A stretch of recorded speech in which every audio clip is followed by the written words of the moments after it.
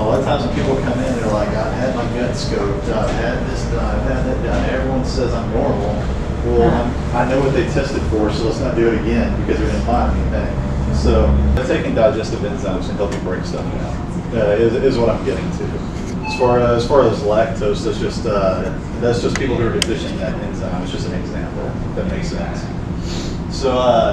So as far as breaking down foods, like taking a good digestive enzyme, a lot of times can help you break down foods better. Does it make sense? So one of the big things, and there's a lot of research, kind of the new science is talking about probiotics, and a lot of people are starting to catch on and take probiotics. But they're actually starting to link the lack of probiotics with different diseases. So they actually took mice in this study right here, and they actually kept them away from all bacteria and took away the bacteria. And they actually developed autoimmune diseases and developed all these chronic diseases without these bacteria. So with this bacteria being so important inside our gut, where do we first get it from? And so the place that we first experience from is from birth, from our mother. Whenever you come out the vaginal canal, and so they've actually started doing a lot of research with children that have C-sections because they don't have that first exposure to it. And there's a big movement, they call it seeding, where they're trying to take some of the vaginal juice, kind of gross, but put it in their mouth, trying to increase the bacteria. And so actually it's pretty interesting because I did a lecture and there was a NICU nurse here from, which is it Children's is in Dallas? Which one's in Dallas? I was getting confused. And Children's has actually started using high doses for all their C-section babies. They started using high dose probiotics, trying to catch them up on the bacteria since all the research is showing they're behind on it. And that their babies have had, it's been so successful that they're trying to get it implemented as a standard across the board in all the hospitals, with all the C-section babies trying to catch them up. And so what the research has shown is with C-section, the bacteria that the baby's exposed to resemble either the nurse that held them or the bacteria on the wall. And so I don't know if y'all agree with me on this, but I don't want the bacteria resembling the bacteria on the wall in a hospital. But so you can imagine you've got this baby who had a C-section who's behind on it. Now let's throw some ear infections or something in there. And so what's going to happen? They'll give them antibiotics, aren't they? So they're already behind on this bacteria. Then you start throwing antibiotics on it, and then you're suppressing the bacteria. So you can see how a good healthy diet for especially a kid that's going through C-section with probiotics is super important. Does it make sense? Because you're going to play catch-up work. So anyways, it's something to think about. But like what I was telling you before, they've actually started doing a lot of research on bad gut bacteria, and they've started linking different species with different autoimmune diseases. And so it's kind of new in the making, and it's not saying that if you have this gut bacteria overgrowth that you will have fill in the autoimmune disease. Well, what they found so far is people that had certain different bad bacteria overgrowths were more prone to having, let's say, Hashimoto's and thyroid and things. So that's how important that these bugs can be, and especially if you get the bad guys that are overgrowing, taking over that shouldn't be there. And so, what this little chart is over on the right, they've actually started linking different gut bacteria with different neurotransmitters. Who's heard of neurotransmitters? Raise your hand.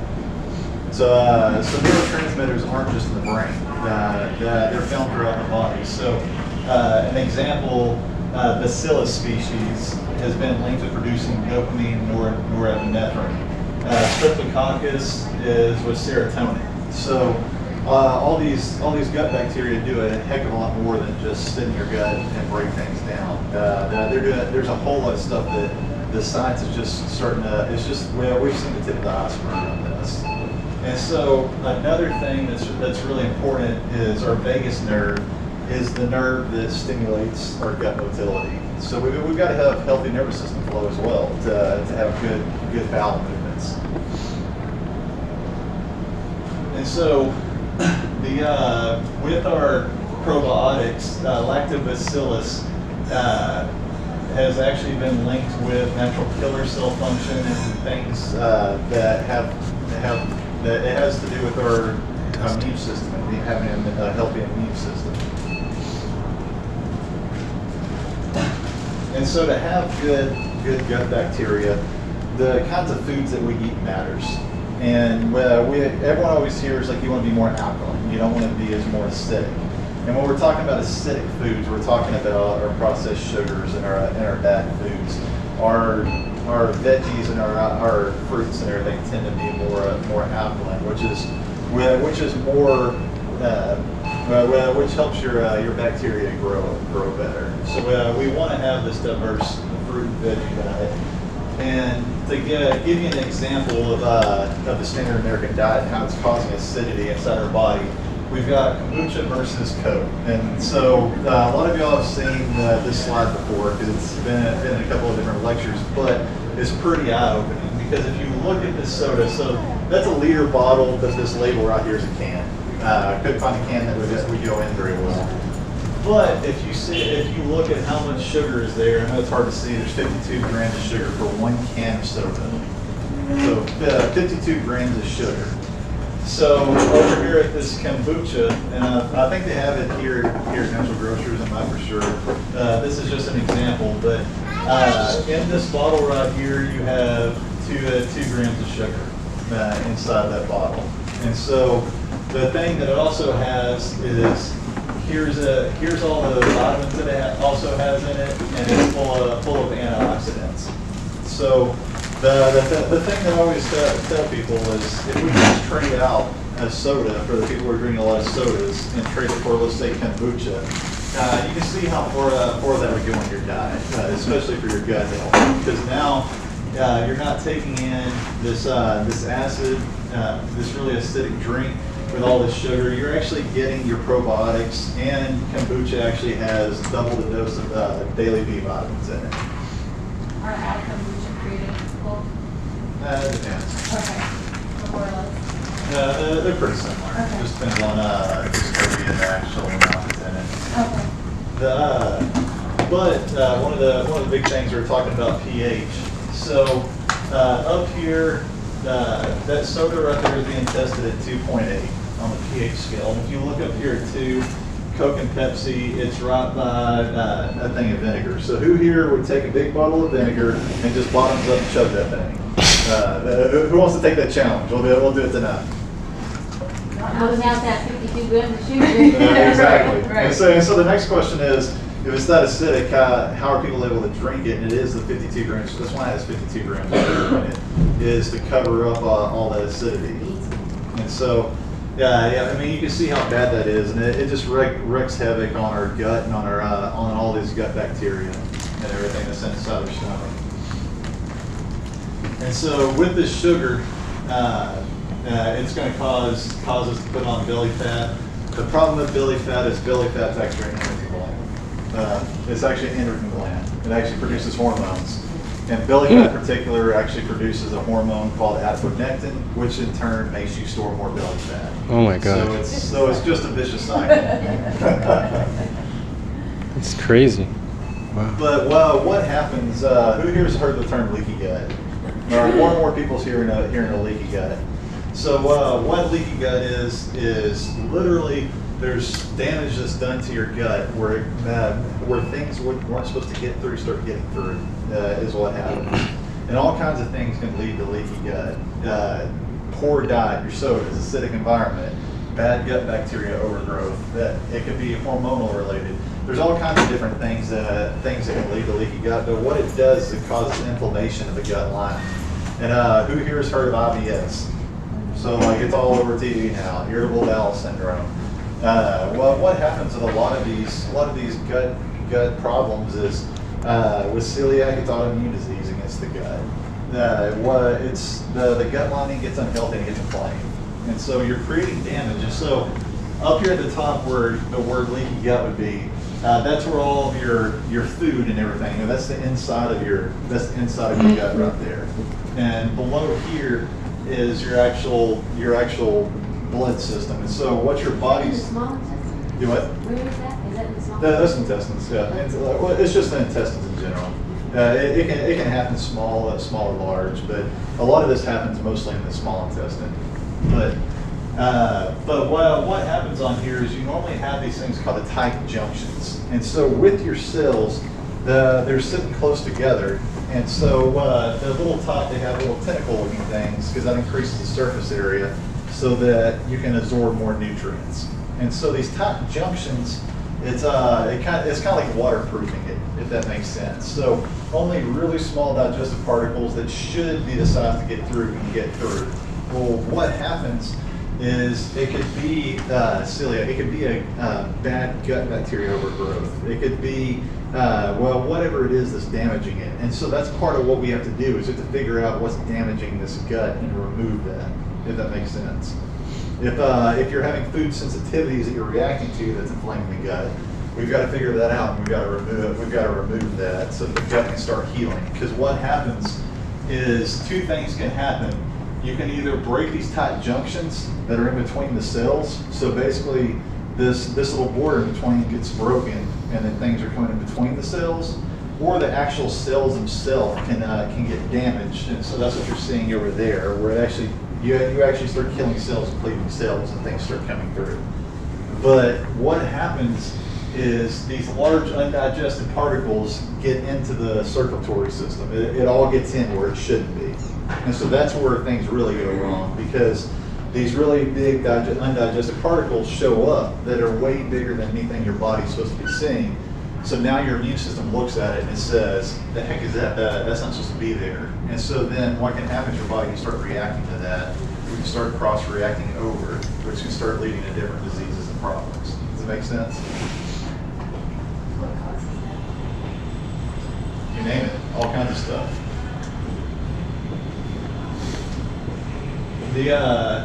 And so one of the big things that leads to a leaky gut is hormone problems, thyroid issues. That's a really big symptom of thyroid is being stopped up.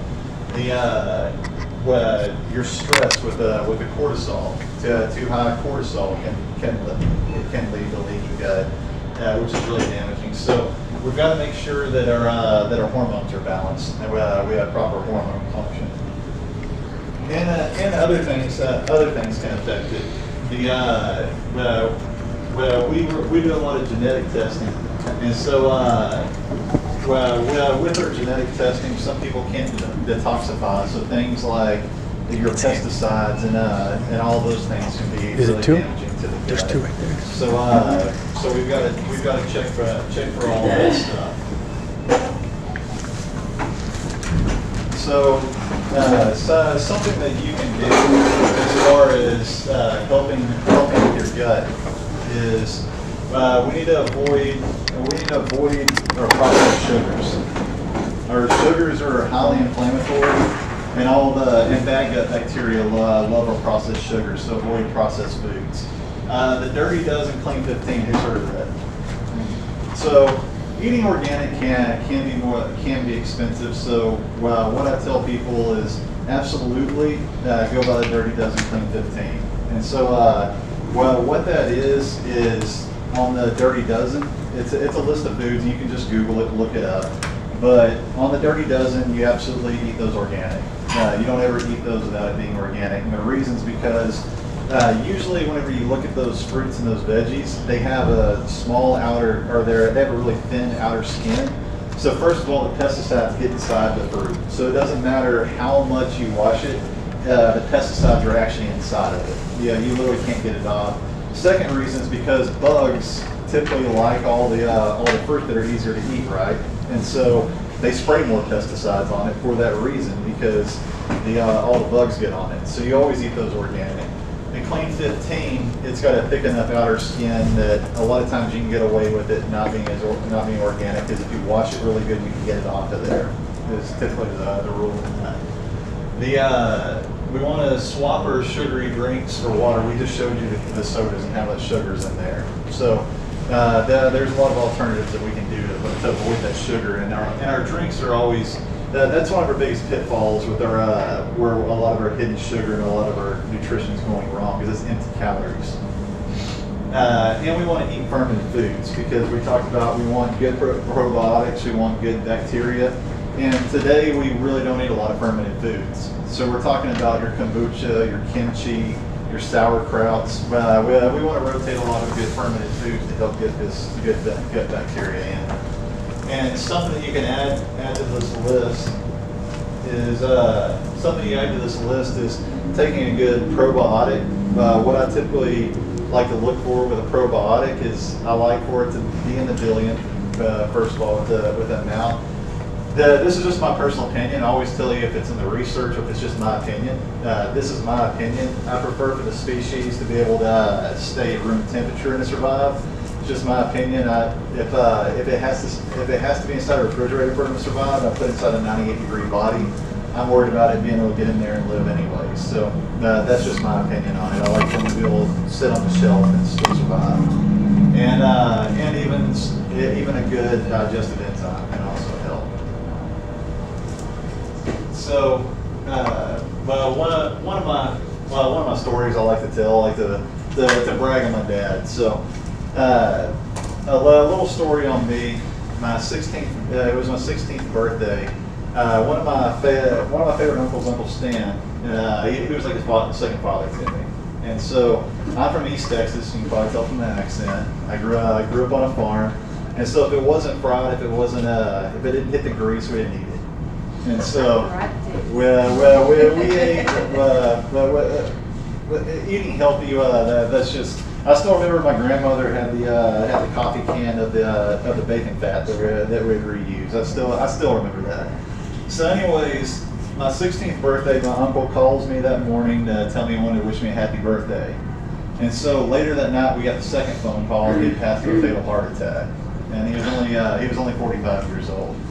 And so that was literally the first time that I'd ever seen my father cry. And I had to watch my aunt raise three beautiful children as a single mother. And so no one shared with us what the things that I'm sharing with y'all tonight.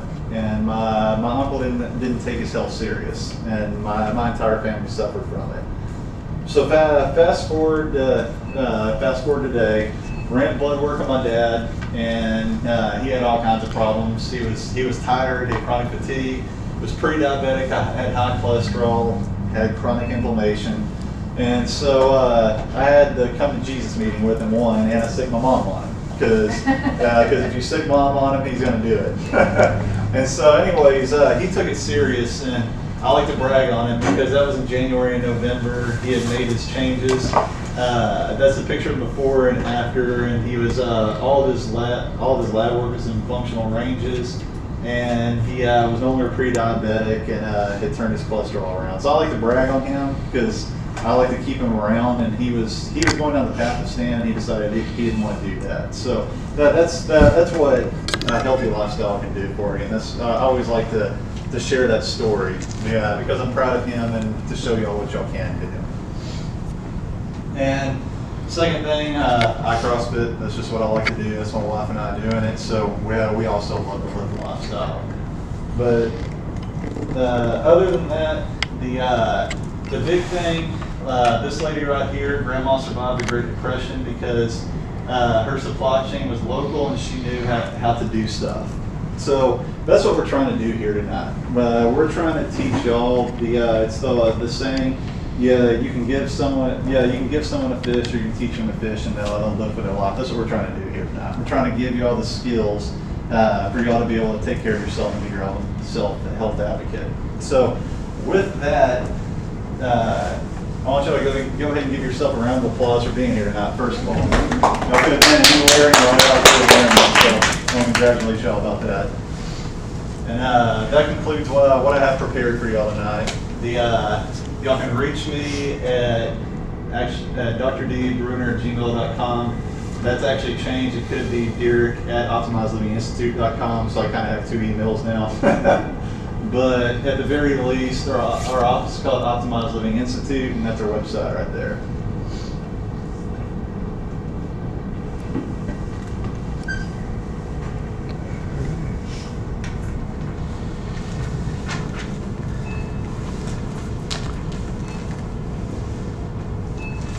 Other than that, that's what I have prepared. If you have any questions, feel free to ask it now.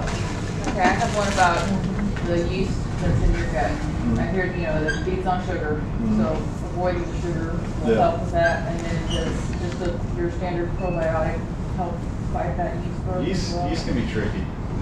Yeast, it depends on the level of overgrowth that you have. And then yes, it does. Yes, it does love sugar. Absolutely loves to feed off of that. With kombucha, you got to be kind of careful with it because SCOBY, which is what they brew it with, it actually has yeast in it. So you got to be careful with that. But with yeast too, a lot of it's testing to see the level of the overgrowth. Yeah, you always have some in there, but it shouldn't be total overgrowth, if that makes sense. Yeah, yeast can be like a constant battle, like whenever people get real bad overgrowth on it. Does that make sense? So how do you determine the level of yeast that somebody has in their system? Or is it all we guessing games? No, we do lab work. We do Is there a stool test. I mean, you test it. I'm a big proponent of like test, don't guess. Like, Okay, yeah, I like to test. Yeah, well, I've had some people tell me, oh, you must have yeast in it. No. Yeah. Not necessarily. Yeah, so the thing with the gut though is sometimes it can be hard to test. Like SIBO, which stands for small bacterial overgrowth.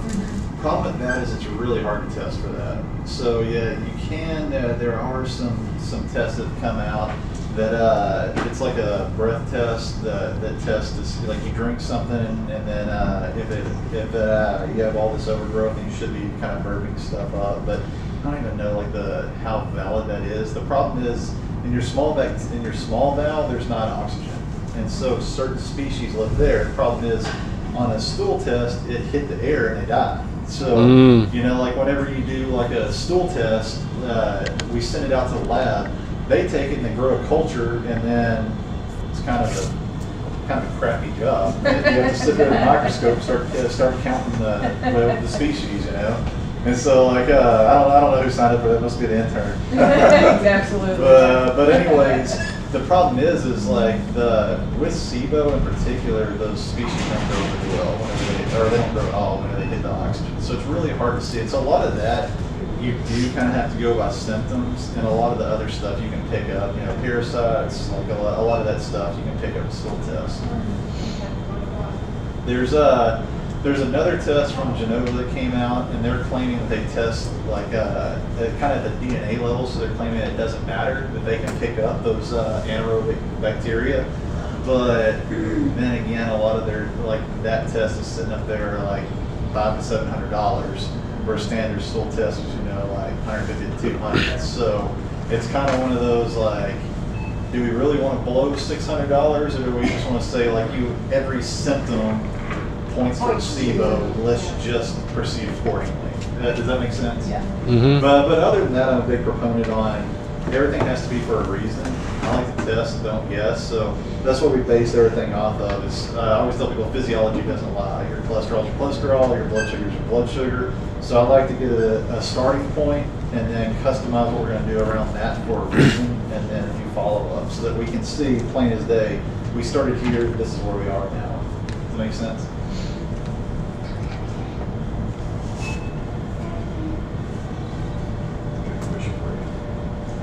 Have you heard of a medication called Exelon? Do what? Have you heard of a medication called Exelon? I've heard of it. It's kind of like Cadillac.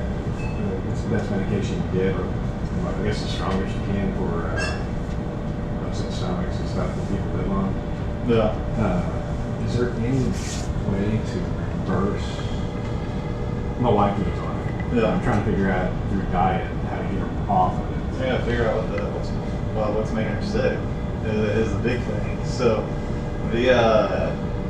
there's usually always an underlying reason for the symptoms. It's with the symptoms kind of like a warning light going off. So if you're having some kind of food sensitivity that that you're not reacting good to, and it's causing kind of a fermentation issue that can cause it. Some hormonal issues can cause nausea. Because a lot of the like anti-nausea medications just pushing down, you just don't feel nauseous anymore, if that makes sense. So a lot of it's just trying to get to the underlying cause, what's going on that. That makes sense? Yeah. And so that's where a lot of times with stuff like that, I mean, you might try like elimination diet, like eliminate out all the known triggers and allergies, and it decreases on that. Then you can add things one by one back, and things like that, trying to figure out what the underlying cause is. Does that make sense? Mm-hmm. There's not really like it's this. There never is. So that makes sense. Holding it to an underlying diet and trying to keep it fully reversed or not, I guess it's going to be completely dependent on every individual.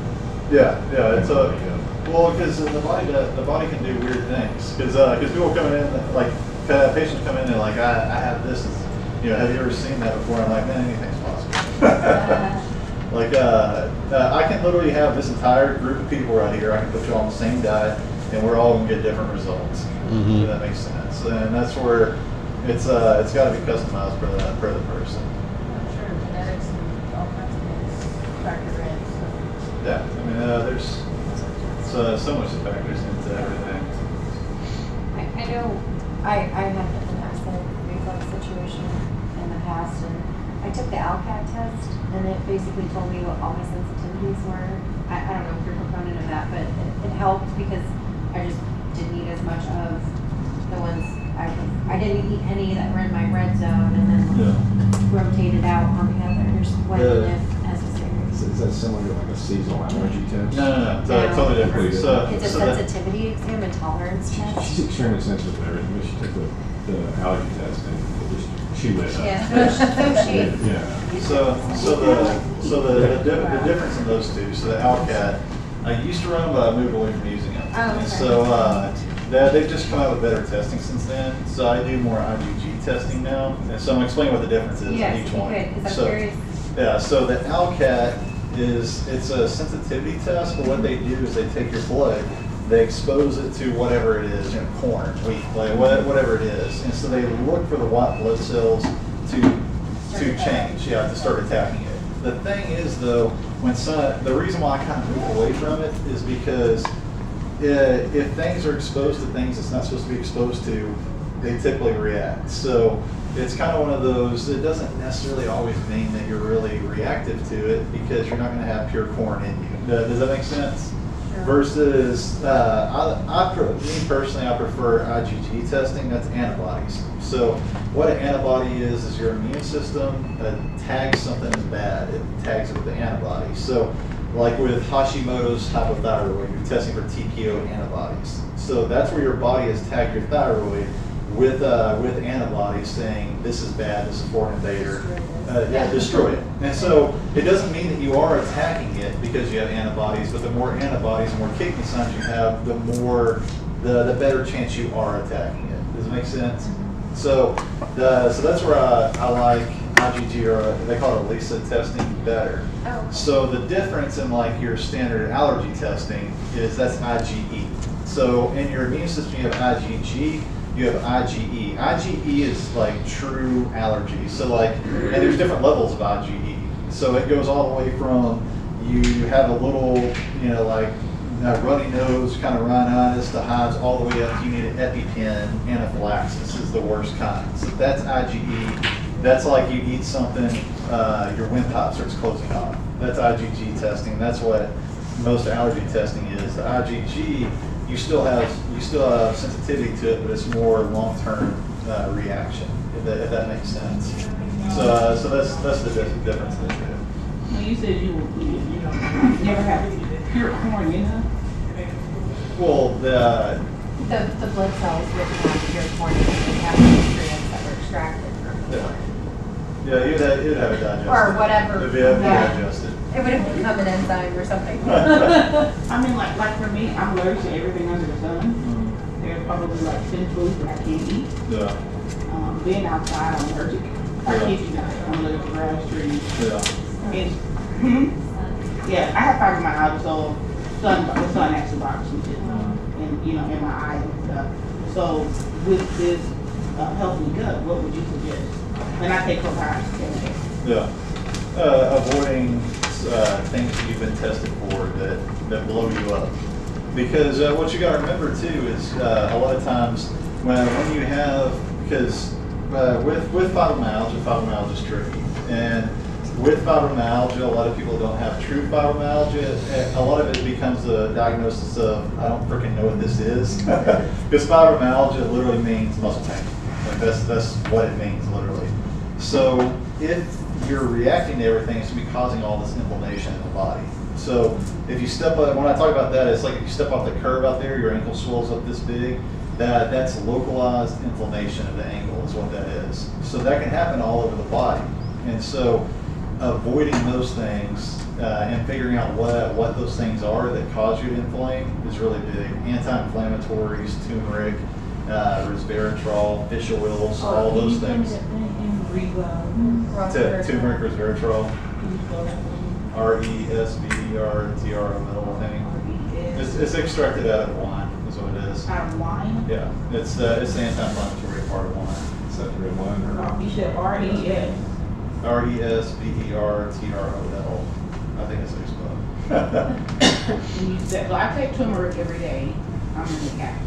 So you're saying this could help me as well? Yeah, just As long as you're not intolerant to wine. Yeah, Which it's- I am. well, it's usually resveratrol won't have that. It'll be extracted out because it's Oh, typically, okay, so it's it's not- typically the sulfides that are in the wine. Yeah, I have the issues with the The sulfides. histamines and the sulfides. That if you get a solid quality source, like pharmaceutical grade source, that won't Then be that in won't it. be a problem. Yeah, Okay. because it won't have the salt. The extract is literally just the anti-inflammatory part out without all the fun stuff. You won't get drunk off of it. Oh, darn. Sorry. I was But- looking for a cheaper way to get drunk. But basically anything that's anti-inflammatory, it doesn't matter what it is. CBD oil, it's all anti-inflammatory. Like taking that stuff can help if you've got a lot of problems with inflammation, if you're reacting to stuff. Avoiding those things are really huge because what you got to remember is, yeah, man, you can take I can give you the best probiotic known to man that Hindu monk chanted over that he threw holy water on. But the problem is if your gut is just unhealthy and inflamed, And it's not absorbing. exactly. It's kind of like you got to think of it like a mini garden. Like you've got to have a healthy gut lining and an uninflamed gut lining for these bacteria to eat, deal, and grow. It's just like if I went out there and I took seeds, aka the bacteria and probiotics, and threw it on the concrete out there, it's not going to grow. So that's where before I even really do heavy probiotics, I usually do a solid gut healing protocol, just trying to calm down inflammation if they're inflamed. I'm trying to start getting that gut to heal before I start really trying to put these probiotics in there. It's just that they can never grow, and then it becomes a really expensive supplement that's going out the other end. Sure. Aloe vera juice, does that help? Sorry. Go ahead, man. Okay. So I'm glad you mentioned that about the resveratrol. Did I say it right? Resveratrol. Resveratrol. Thank you. And is that? And you mentioned the CBD oil, like possibly capsules or whatever. Yeah. Are those about equal in terms of like helping with inflammation, or is one better? They hit different receptors, so honestly, Okay. it's good to kind of take like a fish oil and like a turmeric or like a resveratrol. There's a new one that I've been kind of researching lately that kind of hits the similar receptors as CBD called PEA. Okay. And so it's good to take like a diversity of it, Like a 'cause it's palette. different receptors. Could you describe what it would be like with that garden? That was a beautiful analogy. If you threw some sugar on there, like refined, like the bad sugar, what would that, visually do? Feel like I threw some Roundup on there. or with sugar. So we're talking about the yeast, so it'd be a good time to talk about that. So we're talking about like something that's overgrown shouldn't be there, like yeast or candida, whatever the heck it is. Mm-hmm. So that's like the weeds are growing out of control is what that is. And so that's going to be damaging to your garden, right? Mm-hmm. So whenever I come in and I plant whatever tomatoes or whatever this stuff is, those weeds are going to keep my plants that I want to grow from growing big and strong, right? It's going to rob them of the nutrients and everything. So basically, what happens, kind of like what you're talking about when you're throwing sugar in there, is you're feeding the weeds. Is all you're doing. So that's where we've got to start those out, kind of till the soil and start prepping it to be able to come in behind it with the good probiotics. There's such things as prebiotics that feed them. Yeah, and prebiotics, whenever you look at them, are typically undigestible fiber. We don't digest it; they digest it, and so literally it's food for the probiotics. So, but with that, it kind of feeds everybody. So if you've got bad stuff overgrown, It'll then, feed it too. Right? yeah, it'll feed it too. So that's where you got to kind of be careful with that. But if you don't have that problem, if you're just trying to make your gut healthier, then yeah, taking it both together is a really good idea because you're giving the good guys stuff to eat, if that makes sense. You mentioned starting somebody off with a healthy gut cleanse, I think is the term you use. So Yeah. what does that look like? Different for everyone. It depends on what the problem is. Okay. So like with her, we're going to be trying to figure out what the heck's blowing this thing up. We're going to be trying to calm down inflammation. Probably going to do blood work and check inflammatory markers just to see how high this inflammation is. Because I'll give you an example. I had this lady that came in and she always had, she had it kind of to the extreme, but she always had a knee pain, like this chronic pain. And anyway, she was working with podiatrists because it was mainly like knees, ankles, and everything, ankle pain. Tried to take her granddaughter to the zoo, and they almost had to wheel her out of the zoo in a wheelchair because she was hurting so bad. And so C-reactive proteins are it's one of your bigger inflammatory markers. So we ran that. It should be below 3, hers is 12. And that sets you up for cardiovascular disease, all kinds of stuff. It's just your body's on fire. And she was taking, and with the podiatrist, they had her on steroids. Which doesn't help, right? Well, it was just pushing it down. Yeah. But like the moment that they tried to take her off of it, it just blow back up.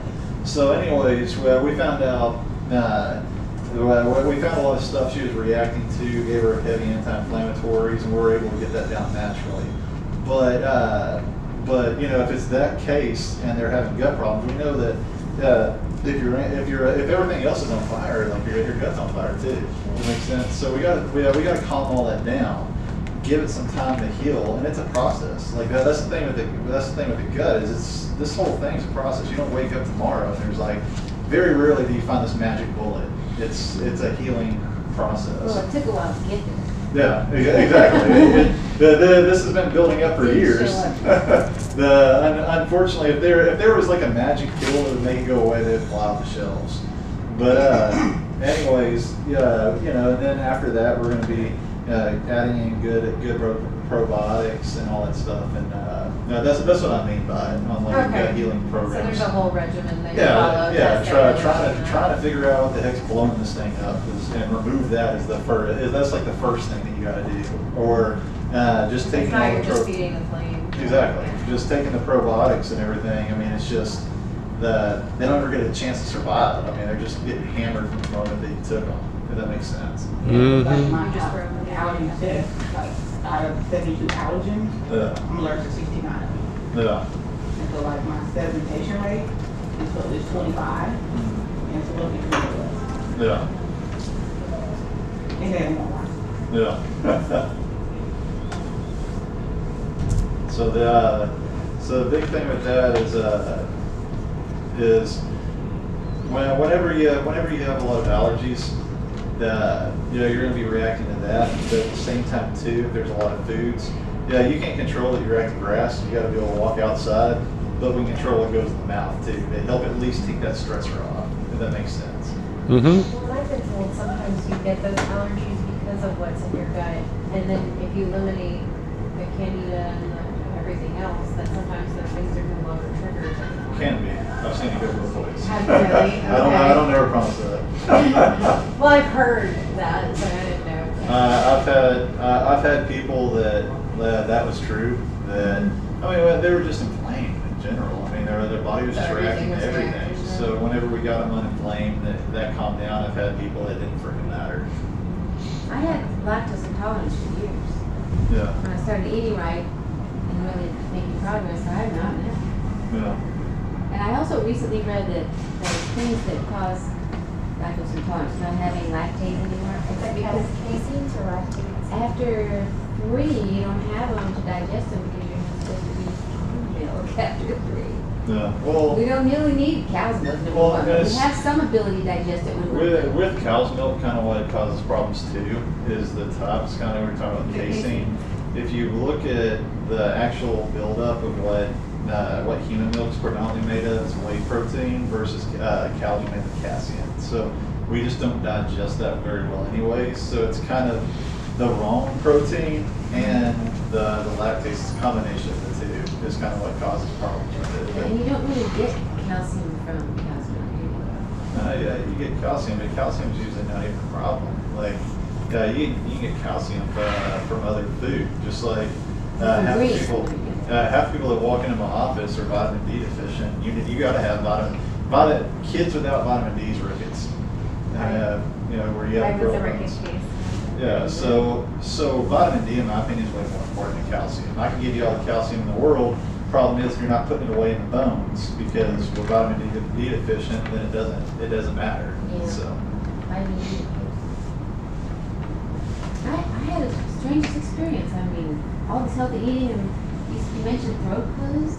I was eating quinoa, and by the 5th bite, I'm not kidding, it did close. I was like, what is going on here? I didn't know if it was just the quinoa or I'm having an attack.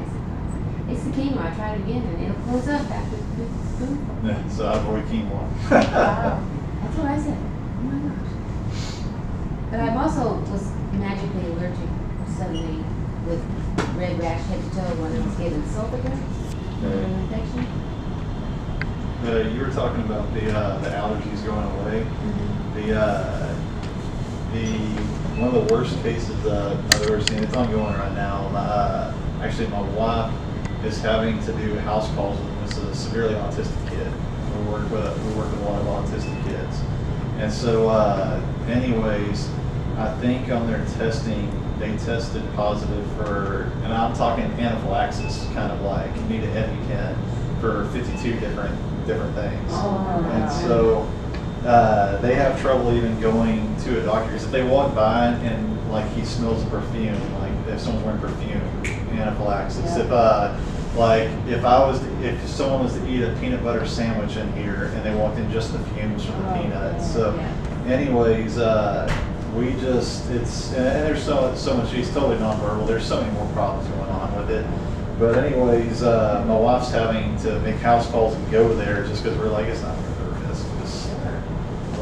We'll just go there and keep him at home. But like on that one, I mean, we've got him on a flawless diet. I mean, we're doing food rotation. I mean, he's eating everything that he's not reactive to. I mean, we're doing it all, and it's not putting a dent in it so far. So that's the reason I'm saying it can go either way. I've seen it go that way, or this is an extreme case though. I mean, you don't typically run into something like this very often.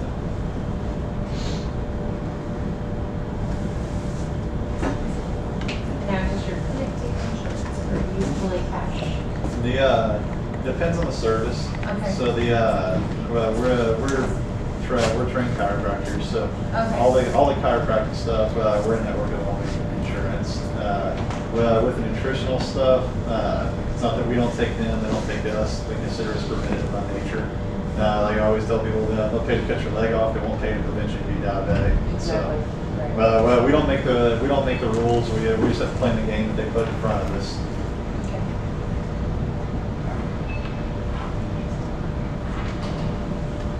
Where are you guys located at? You go, what's that road right there, Davis, isn't it? Precinct. Yeah, you go up to, is it Davis that goes up South Lake Boulevard? Okay. Go up Precinct, go to Davis, turn left and at the border of South Lake Killer.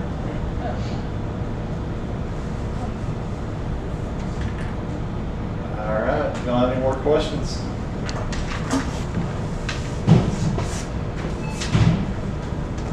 Thanks for coming out. Thank you. Definitely.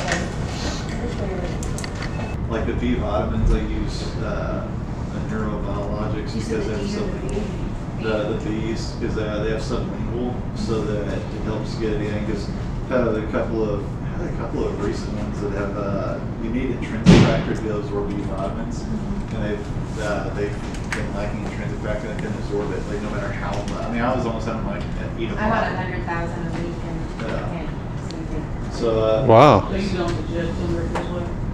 it's not that it's bad. It's just I just like the liquid emulsified because like when you take it like that, it's better if you can take it with some black pepper and some like coconut oil. Well, I'm allergic to black pepper. And then don't take black pepper. Use some like coconut oil because with turmeric, healthy fats help you absorb it easier. So the one that I typically use, and we wouldn't use the I use turmeric. fish oil. Yeah, we wouldn't use the one that I'm talking to you about because it has black pepper extract in it. She's talking about fish, so I'm allergic to fish. Really? All fish or just All fish. really? Shellfish, what's typically blocked to make my girl clothes. Just the smell of it. Well, shellfish is different. Well, what about fish? I can't have any of it. Any fish? There is vegan different omegas that you can take that I've used with vegans that don't like fish at all. So Not your vegetarians, but your vegans. yeah. So like you'd probably be better off taking like a vegan omega than like to avoid the fish then. That or like flaxseed, just for flaxseed. Be But like- I can eat that. Yeah, be like a flaxseed or something like that. You can make it instead of fish oil. Yeah, yours. Do what? I eat a half a cup of, so it's called, it's like a granola. Yeah. And they have like flaxseed oil every day. Yeah, so you'll just have to get it from sources like that instead of fish. Can I ask something that I think will benefit everybody actually? Yeah. So I'm really glad you asked that about the capsules, but I think I missed part of it, and this question applies. So would there, for somebody who's taking an herbal supplement in a capsule or even without, would there be like an ultimate something to take it with? You mentioned the coconut oil. Is that what you would say if you want it to have more of an impact? It just depends on the supplement. Oh yeah? Okay. The typical rule that I tell people, it doesn't go across the board. Mhm. It's just easy to remember. Typically, I tell people with herbs, Yeah. you want to do an empty stomach. With vitamins, you want to do it with food. Mm. So like like your vitamin D and all that stuff with those vitamins, they don't absorb as well. B vitamins aren't as important, but you typically want to do those with food. So like your herbs, like if you're putting like herbs in capsules, and you want to do it with an empty stomach because Mhm. it hits the system quicker. Okay. You're not going to have the absorption of the food to get in the way. If that makes sense. Okay. Yeah. Thank you. Because kind of like vitamin D absorbs better with vitamin K and all that stuff. So Mm. the vitamins typically, when it's mixed with something, doesn't absorb it better. Okay. It's like it's not really true for all of them. It's just a really way to dumb it down and remember it easier. Sure. Okay. So like you mentioned vitamin K, that comes from like spinach and stuff like that. It's in all kinds of stuff. Well, they also have the K2 capsule. Yeah, and typically, like, you want to do, like, the vitamin D with the K2, it helps with the absorption of it. But they stack them together now in a lot of vitamin D supplements. And then there's two different types of vitamin D, the D2 and the D3, which is the most common. I get that over the counter and my prescription. I don't get hung up on that much. Really? Is there a big difference or? One's active, one's inactive, but, I mean, I don't know, like, the big thing with vitamin D, it's hard to absorb either way. Because it's fat soluble, so A, D, E, K, all those are fat soluble and you don't absorb it very well. And so the problem with it is we don't get vitamin D from a lot of different things in our food, like mushrooms, one of the things that have vitamin D. So our predominant source is the sun. Problem is we're always inside all day, every day, when we're not really outside. And then just the complexion of your skin, like the more fair complected you are, the easier it is for you to get vitamin D versus the darker color of your skin. The harder it is to get vitamin D. It just takes more time for the absorption because the melanin blocks the rays. So it's one of those things. It's like for those reasons, like I always tell people, like vitamin D is just a super important supplement because first of all, vitamin D it's more of a hormone than anything. It's a precursor to all kinds of stuff, and it's really important for a healthy immune system. So you want to push up your vitamin D because it helps with especially your T regulator cell, which is the part of your immune system that tells everyone to chill out, quit attacking everything, is vitamin D is huge at that. So, anyways, I went on a diatribe. I don't remember what started me on it. We were talking about the capsules and using coconut oil. That's how I got there. Can vitamin D work as a buffer for cortisol? No. Okay.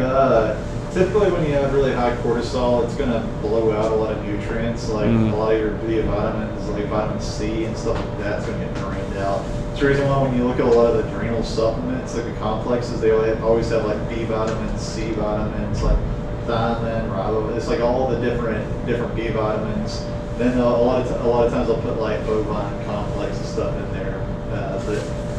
It does more just draining out everything is what ends up happening.